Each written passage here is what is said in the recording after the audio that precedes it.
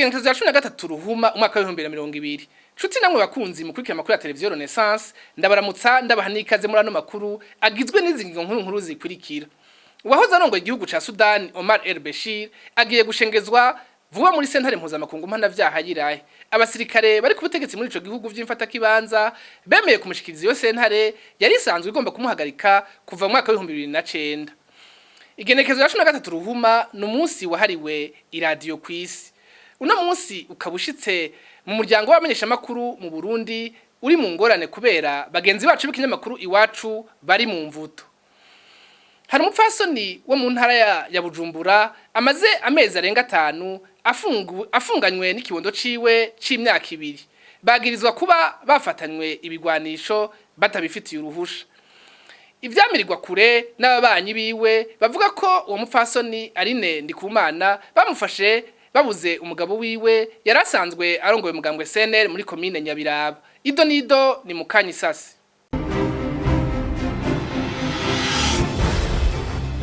Subire ndabaha ikaze muri ano makuru. Omar el-Bashir yahoze arongoye igihugu ca Sudani agiye kurengutswa vuba muri sentare mpuzamakungu mpanavyaha CPI. Iyo ngingo yafashwe mu biganiro hagati y'abagwanyi bitwaje ibigwanisho mu ntara ya Darfur na leta y'imfata kibanza. Iyi nkuru twayiteguriwe na mugenzi wacu Denis Ndayikengurukiye.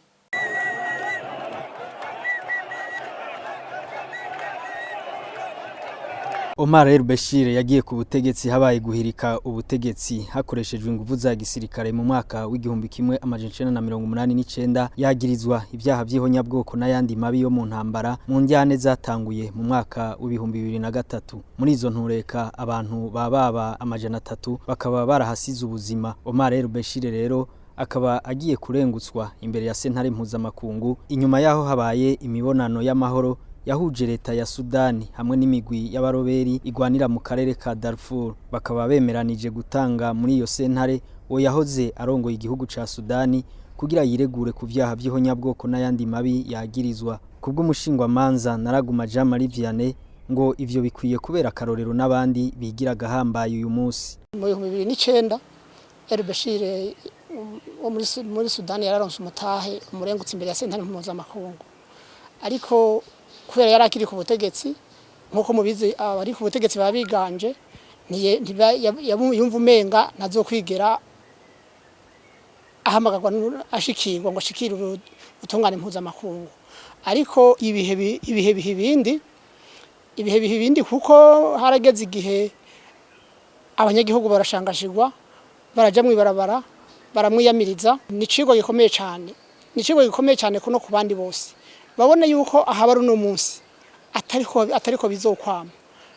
Burya nubwo hariho abantu bariko barakora amabi uno munsi harimo ababirabira hafi babura uko bagira batabishigikiye mugabo babura uko bagira. Ariko umunsi uri izina umunsi tutazi ubutungane buzokora nicigo bakwiye gufata kuko el-Bashir ntiyarazi ko ari umunsi numwe azobatagikomeye kuryo agifise bajya bajanjawidi agiri kumwe n'abajya basirikare biwe yabona umenga nazo kwigera ko gwanoko n'umunsi umwe.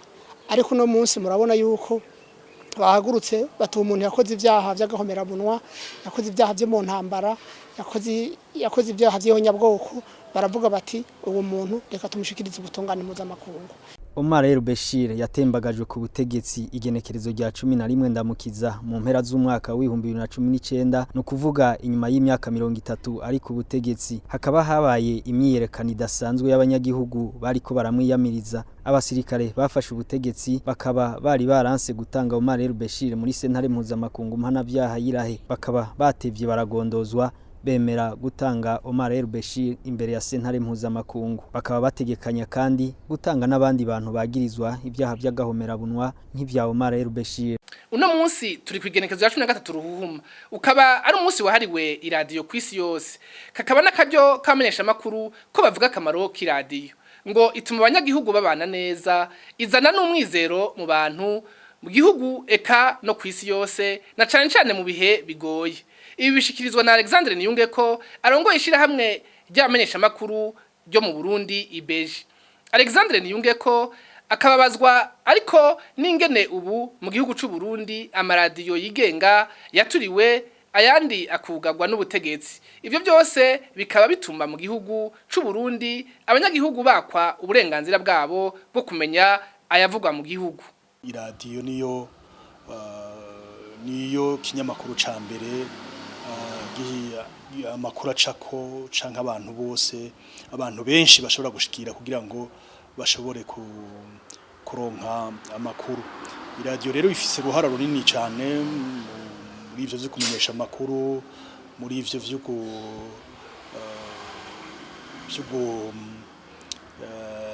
gutanga ibiganiro vyegeranya abantu, ibiganiro bisubiza umwizero mu bantu na cane mu bihe biba bigoye. Tukaba twagiye turabona ko mu Burundi iradiyo na cane kuvaho haziye amaradiyo yigenga yagiye koko arafasha abarundi gusubiza hamwe, arafasha abarundi kuronka ibiganiro biza biremesha, biza vyerekana ingene bobana neza, ingene hoba umwumvikano mu gihugu. Novuga rero yuko iradiyo yagize uruhara rukomeye cyane gose, kambere n'ubu ibandanye gira uruhara rukomeye kugira ngo koko abayikurikira bashobore kuronka amakuru, bashobore kugira gutora ivyiza bashobora gukurikira. Ariko rero kuvaho novuga nti mu gihugu cacu ibimenyesha amakuru biburabujwe na cane amaradiyo agaturirwa, novuga yuko ubwo burenganzira bwahonyanzwe. Ubu mbere yuko umuntu akagira ati uno munsi ntawoja ngaho ngo avuge ngo n'umunsi mukuru na cane ku Burundi aho hari abanyagihugu canke bashaka kumviriza amaradiyo babibuzwa. Murazi neza ko ubu kumviriza amaradiyo atemewe n'intwaro y'Ibujumbura ko bigoye kose ko abo bantu bashobora kuronka amakuru mu gihe hugawe amaradiyo na cane radio tutarinze turavuga iradiyo zo mu Burundi, ariko tuvuze nk'amaradiyo yandi, amaradiyo mpuzamakungu nka za Ijwi rya Amerika, BBC n'ayandi. Twovuga rero yuko koko ukuntu no munsi mu gihugu cacu twibuka uko gutera imbere kw'amaradiyo, twibuka ahubwo kugusubizwa inyuma kubwo burenganzira bwo gushikirizwa amakuru, kuko koko iradiyo no kuvuga iki, iradiyo no kuvuga uburenganzira bw'abantu bwo kuronka amakuru kandi n'uburenganzira bwo gushikiriza ivyiyumviro. Ivyo vyose rero mukumva yuko biba vyarahonyanzwe mu gihugu cacu. Ntawashobora kuvuga umunsi wahariwe iradiyo ngo yibagire abamenyesha amakuru bagenzi bacu bane b'ikinyamakuru iwacu bakwije uno munsi imisi 115 bafunzwe, baciriwe umunyororo wo gufungwa imyaka 2 n'igice hamwe n'ihadabu ingana n'umuriyoni umwe w'amafaranga y'amarundi na sentare nkuru y'igihugu mu ntara ya Bubanza. Tubibutse ko abamenyesha amakuru bahagaritswe kwa 22 Gitugutu umwaka uheze ibubanza, bakaba bahagaritswe bari bagiye gutohoza inkuru muri komine ya Musigati ahari ko habera intambara hagati y'umugwi witwaje ibigwanisho n'abajejwe umutekano.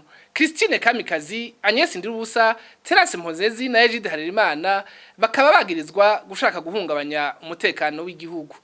Tubandaniza no makuru muyavugwa mu butungane. Aline Ndikumana ni umukenyezi akomoka muri komine Nyabiraba mu ntara ya Bujumbura. Uwo mukenyezi amaze ikiringo kigera ku mezi 5 afungiwe mu ibohero rikuru rya Gitega.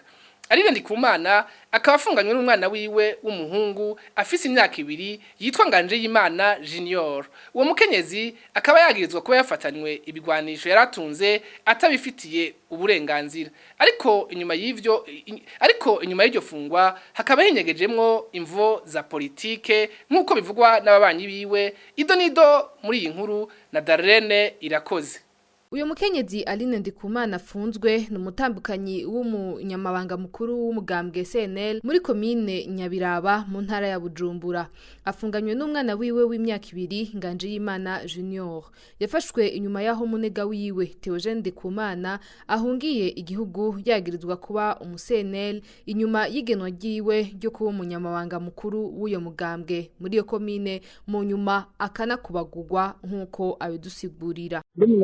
Mugambwe kumira muri komine Nyabiraba baratanze amasoko kugena muri ibyo bikorwa kugiteganya rero none vuga kuri hiji gato ritangura amare yagiye kugaragaza cyane itariki 23 z'ukwindwi itariki hari dufite inama yakoresha abanyamigambwe ikoresheje n'ubushiranganje bw'umutekano twarayitavye nk'abandi banyamigambwe nyene mu ijoro ry'uwo munsi niho naca ntega n'imbere ya kure cyane ku rugo rwanje mu Gisenyi. Theogene avuga ko imbere yuko anyagamagara yatabaje igipolisi abura umutabara nyuma yuko gutegwa mu rugo iwe.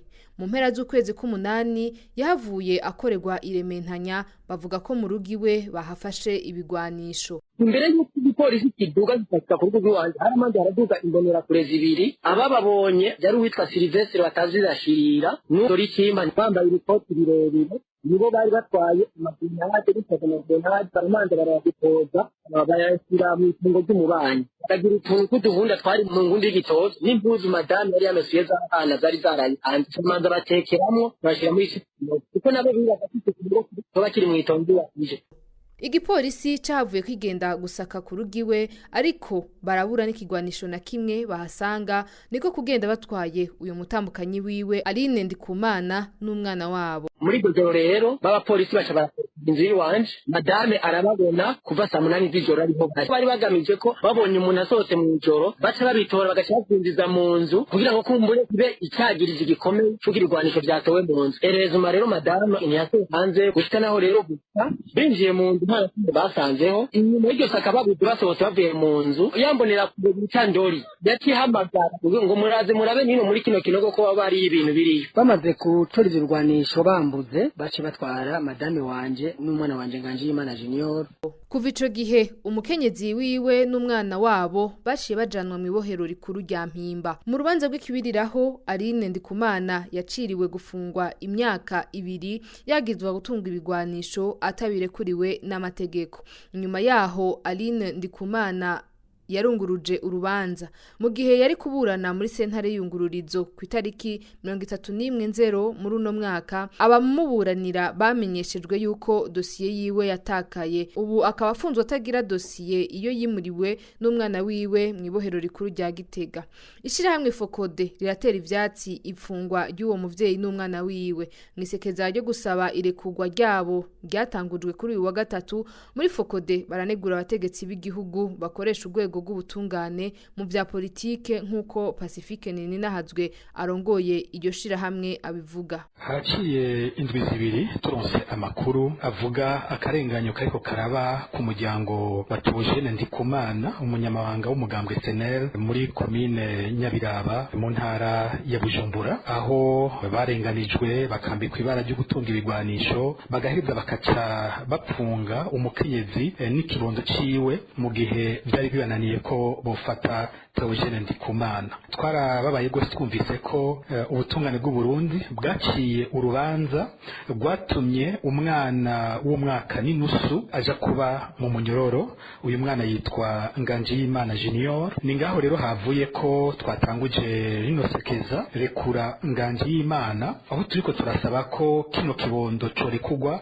co kimwe n'umuvyeyi wiwe bamaze hafi amezi 6 mu munyororo bariko bazira ubusa bapfungiwe akarenganyo ngo bapfunzwe mu kibanza ca Serugo atashoboye gufatwa. Irisekeza kandi nakaryo ko gusura kwibutsa ingene ubutungane bw'u Burundi buriko burarenganya cyane cyane abatavuga rumwe n'ubutegetsi bwa Petero Nkurunziza abantu bagapfungirwa ubusa. Tukaba twifuza ko kabakanye yo kuvyibutsa no gusaba ko izo mpahatwa zose zoheza zikarekugwa. Irisekeza rero tuzoribandanya gushika uyu mwana asohotse ibohero cyo kimwe n'umuvyeyi wiwe kandi tugomba tunabikoresha mu kwibutsa ko hari abandi barundi batari bake bapfunzwe ataco bazira cyane cyane bahogwa ivyumviro byabo bya politike. Theogene Ndikumana siwe munywanyi w'umugambwe CNL ahuye n'intwaro mbi y'agacinyizo mu Burundi. Ukutihanganiranira mu gihugu c'u Burundi kwarashinze imizi aho abarundi batavuga rumwe n'ubutegetsi bahagarikwa bidaciye mu mategeko, bakicwa, bamwe bagafatwa ku nguvu, imirima ikononwa, ibitunga bakabitemagura n'imipanga. Ana makuru tuyabandanirize mu bijanye n'amagara y'abantu. Abanyagihugu bagiye gutora koyoko mu bijanye no kugura imiti. Ivyo bikaba bimenyeshwa no mushikiranganje w'amagara y'abantu Tade Ndikumana. Yabivuze inyuma yaho inama nshingamateka yaraye kuri uno wa gatatu isubiye mu itegeko rigenga igurishwa ry'imiti ryo mu mwaka w'1980. Dukurikire umushikiranganje w'amagara y'abantu. Tuvuye hano mu nama nshingamateka aho banyakwa abashingamateka bariko bariga bongera bunganira integuro y'ubwirizwa iraba ivyerekeye umuti hamwe n'ingene umuti novuga udandazwa mpaka ugashikira abene gihugu. Rero iciza ca mbere nuko iryo tegeko ryari hari ari rya kera cyane ko ryari ryo mu 1980 mukaba musanzwe muzi ko hari ibintu byinshi vyahindutse haba mwishyiramwe mpuzamakungu OMS haba mu buzima bw'igihugu. Rero iciza twabonyemo nuko abanyakwa abashingamateka bafashe umwanya ukwiye kugira ngo baryunganire kandi twashima yuko bagyemeje 100%. Rero abene gihugu bazohatora koyoko. Icambere nuko dufatiye nko ku biciro by'imiti turavye ingene baryunganiye bizofasha kugira ngo imiti iboneke kandi ku giciro novuga abene gihugu bashobora gushikira. Iki naco nuko harimwo ibisata bishasha bizoca novuga bizovuka mu bushikiranganje bije gufasha kugira ngo kuraba ingene imiti akanovera k'imiti kuraba yuko ikwije ivyangombwa bishoboke bibe gusumba uko vyari biri kuva umuti winjira ngaha mu Burundi gushika ufatwe n'umene gihugu mbere niyo yawufashe bakaraba neza yuko wamugiriye akamaro atangaruka mbi wamugiriye eka mbere n'imiti novuga itashoboye gushikizwa bene gihugu iyo bamaze guta igihe ishobore gusamburwa biciye mu mategeko. Ni byinshi rero ni itegeko rije gufasha cyane kugira ngo igisata cy'ubushikiranganje bw'amagara y'abantu no kurwanya sida dushobore gukora neza. Rero ni itegeko rije mu yandi mategeko kuko turavye itegeko ryari rihari bita code de la santé riraba ingene ubuzima bw'ubungabunga amagara y'abantu bugenda. Ryari ryavuyemo amategeko atatu, abiri yari yamaze gucanga mu namashinga amateka remezwa n'iryo ryari risigaye. Uretse gukora dufise amategeko akwiye kandi ari ku gihe kugira ngo dutunganize neza bene gihugu. Iminyanyuro yavuye ngaha mu namashinga amateka nuko turavye igisata tuvuga nka Kamebu bisata vya leta byari bisanzwe bifise inyungu bishirako batarenga, ariko ubuye ivyari bihari nuko umuntu asanzwe afasha leta gushikiriza imiti y'abene gihugu. Imiti yose leta nta makori yatangishako, ariko ugasanga umuntu arashobora gushirako inyungu y'umurengera kaca bivuna umwene gihugu. Ubu rero yuko banyakwa abashinga amateka bashoboye gushiraho novuga urugero rw'inyungu ntarengwa bizofasha cyane kugira ngo imiti igabanuke igiciro kandi abene gihugu bashoboye kwironka badarinze gutanga amahera menshi kuko na leta mu gihe bajya amakori nico yarondera. Inzego zijejwe umutekano mu gihugu ca Somalia zirafise ingorane z'ibikoresho. Ivyo vyavuzwe kuri uno wa gatatu na General de Brigade Kabisa Domicier arongoye ibiro bikuru vya gisirikare vya Misom. Amenyesha kandi ko ingabo z'abarundi arizo zashoboye kugurura amayira yo gushobora gutumatumanako kugira imigwi yose ishobore kurangura imirimo yayo neza muri Somalia. Dukurikire General de Brigade Kabisa Domicier. Le contingent burundais a déjà fait un grand travail et d'ailleurs inteko z'abarundi zimaze gukora igikorwa kinini kandi ni imwe mu zindi nteko yashoboye kugurura imihora yo gutumatumanako kugira imigwi yose ishobore gukora neza, haba abantu canke ibintu vya Somalia hamwe n'abakora ubuzi. Nkuko nabibabwiye, igihugu ca Somalia ni igihugu gisa n'ikivutse gushasha. Hari imyaka cari carasambutse. Inzego z'umutekano zo muri Somali barafise ingorane z'ibikoresho. ubwa mbere n'ibihano vyafatiwe kubera ibigwanisho bikigaragaza mu banyagihugu. Barafise ababafasha nka Repubulika ya Turkiya, Leta Zunze Ubumwe za Amerika n'Ubwongereza. Ariko biraboneka ko ari igihugu kirondegwa kubera n'ivyo bihano cafatiwe kugira bashobore kuronswa izo nzego ibikoresho. Gushiraho inzego z'umutekano si igikorwa cyo kugena, ni ishaka rya politiki kandi si ngombwa ngo bavyemere. Nukuraba ko tubishoboye kubirangura. Nivyo hariho ugushaka ko abanyepolitiki kubaka inguvu za gisirikare, ariko ivyo bisaba umwanya, gutegura abantu, gutegura indongozi, habaho abatanga amategeko bashobora gukurikirana abandi no kugenzura izo nzego z'umutekano hamwe n'ibikoresho. Kuvyerekeye ibikoresho rero n'ingorane nkuko namaze kubishikiriza, n'inzego zirondegwa zigategurwa, hagomba gutorega umuti muri iyo nzira. C'est une force qui se recherche, il y a encore beaucoup de défis et il doit être aidé. Dusozera no makuru muyavugwa mu gihugu kibanyi c'u Rwanda. Abagwanyi bahora mu muhari FLN ugwanya ubutegetsi bw'u Rwanda aho bariko barahabwa inyigisho zo gusubizwa mu buzima busanzwe baricuza kubona baratevye gutahuka mu gihugu cabibarutse. Abo bagwanyi bakaba batahukanywe n'igisoza ca Kongo ku nguvu n'imiryango yabo mu mpera z'umwaka uheze 2019. Kuva bashitse mu Rwanda ukubu bamerewe n'ingene basanze igihugu c'u Rwanda kimeze ni nkuru twateguriwe na mugenzi wacu Clementine Kanyamuneza.